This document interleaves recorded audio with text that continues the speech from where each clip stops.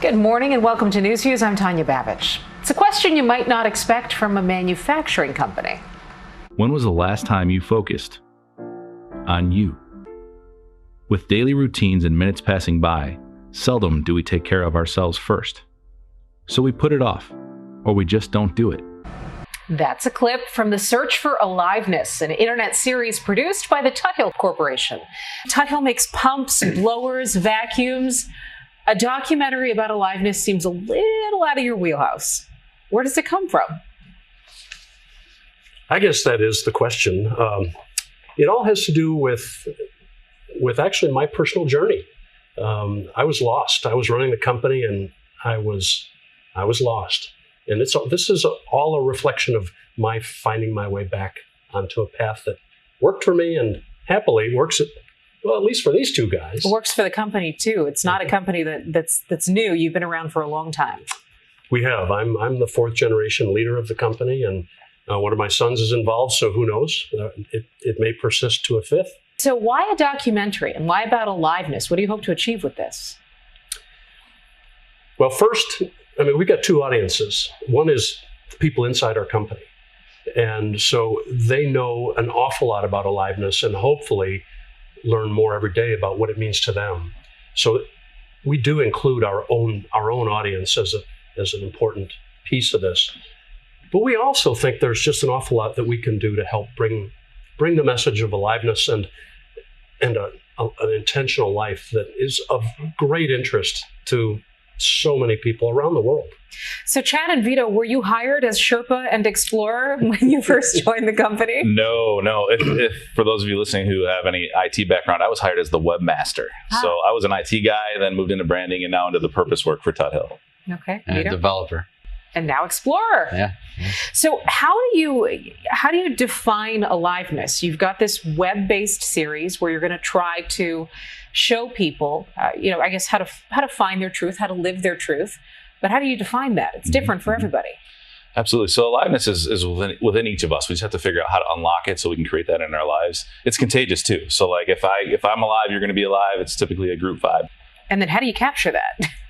Oh, well, that's your job, right? Yeah. And I wanted it to be really diverse. I wanted a full spectrum of type of people. So races, cultures, beliefs, lifestyles, just to get all those different perspectives. And Jay, you're really sending them all over the place. I just realized that. No, but the whole idea, though, is, again, this notion of aliveness begins as a very personal experience. And so the concept behind the series is to give people a chance to see what aliveness means in some very different settings with some very different characters, and hopefully in that find something for themselves.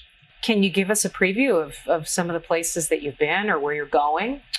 Yeah, Africa, Mexico, and the United States area. We're planning on going to Europe, Asia. So headed out to New Jersey, out to Arizona, Utah, Oakland, all over North America here. And in Africa, we were in Zambia. We were just trying to get different perspectives. People who have nothing, like what do they do to feel alive? People who have disabilities, what do they do? And then everything in between. Regular people, thought leaders alike. We're just sitting down and kind of asking them all these questions. Oh, I can't wait to hear more about those discussions. Absolutely. We will be back with more of our discussion after a short break. Welcome back to NewsViews. I'm Tanya Babich. My guests this morning are Jay Tuthill, Chad Gabriel, and Vito Pellicano. We're talking about The Search for Aliveness, an internet series being produced by the Tuthill Corporation. I want to hear more about some of the work that you've already done on the series. Has there been a place that you've been to or an interaction that you've had that really resonated with you in this search for what makes people feel alive? Oh, for me, yes, absolutely. Each visit we do, there's something different. The most recent one that really resonated with me, because my mom just retired, and my dad will be retiring soon. So we visited with a guy who wrote the book on discovering like what your true purpose is. And so he shared some really interesting stuff about how, people without a purpose essentially start to just die. Literally, there's physiological things that happen in our bodies that are like, man, we got to have a purpose. So for me, it's like, holy smokes, what's my purpose? Talk to my mom, what's your purpose? It's so important to figure that out. And it's a big question. It's not something easy. But it's an important one that we're going to pose to our viewers. Absolutely. What about you, Vito? Zimbabwe, 15-year-old blind girl who grew up with a rough life, but smiling, happy, wanting to pursue education, learning to read, learning to write. Really, But what really great story. what have you come up with? I mean, there are lots of different answers to what makes people feel alive. What are some of the answers that you've received from people so far?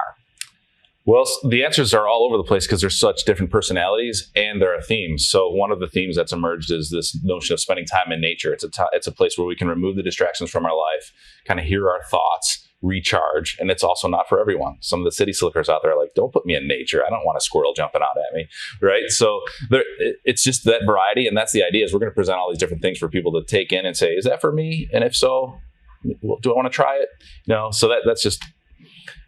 There's that, and then the service theme, serving others, is a big one. People feel aliveness when they're living in service of others through volunteerism or just mentoring, all that kind of stuff. So Chad and Vito, it's pretty clear that you guys are buying into this. This is you're all in. Yeah. Jay, I want to know what made you choose this pair right here in order to lead the endeavor.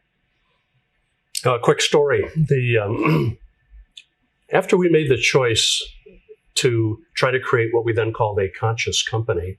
Turns out consciousness and aliveness are in many ways the same. One of the first things that happened in the company was we started hiring different people. We explained in the interview that we were trying to do this thing. We didn't have much of a vocabulary in the day, but some people were attracted to it. Others would run for the hills. And these two guys were really hired in the very beginning of this. Chad helped us really formulate a lot of ideas soon after he came on board. And Vito, of course, well, he's playing a pretty intrinsic role now as our scribe and our interpreter in so many different ways. So why? These are two of the most authentic guys I know.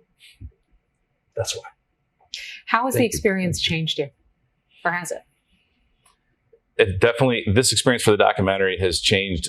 It has me think more intentionally about what it is that I want to do each day when I wake up. Like, what's the impact I want to have? If I'm having a bad day, I can choose to bring aliveness into someone else's life. And if I choose to let that bad day overcome my feelings, I can impact someone's day in a really bad way too. So just being aware of that impact and heading out there to bring joy into people's lives, that's really my purpose, is to be a beacon of joy. So that's on a macro level. How do you think it's affected your family?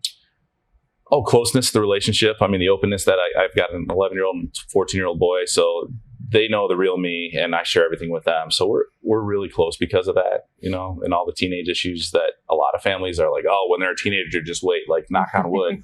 That's not wood, but I mean, we've been really lucky, and I believe that's largely because of, I'd say, the openness that I can have with my family without fear of being, I'm the dad, I can't show that feeling. I'm a guy, I can't cry. Oh, forget it.